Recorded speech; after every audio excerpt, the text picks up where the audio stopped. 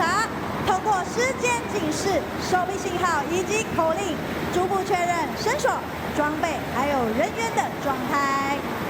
今天采取双机门作业，当口令一下，升降小组将会迅速的顺身而下，动作干净利落。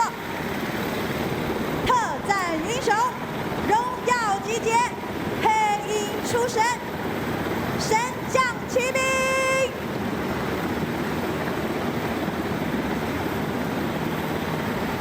这不只呢是这赛季的登场，更代表了全体的荣耀国军守护国家的勇气以及决心。特战英雄着陆之后呢，会立刻进入了战斗的位置，采取对空地的警戒模式，守护直升机脱离。大家可以看到，直升机呢在左侧的机身以 Team Taiwan， 右侧的机身以 Team Army 呼应，象征呢军民一心，团结合作。这次的设计呢，不只凸显了国家的象征，更展现陆军崭新的形象还有活力。再让我们以最热烈的掌声欢迎他们！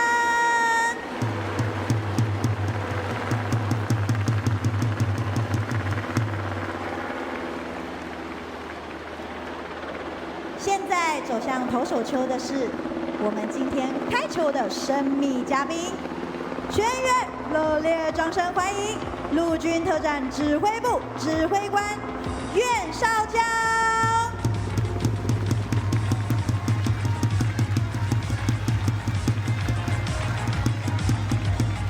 接下来进行史上最特别的开球仪式，也堪称地表最强开球。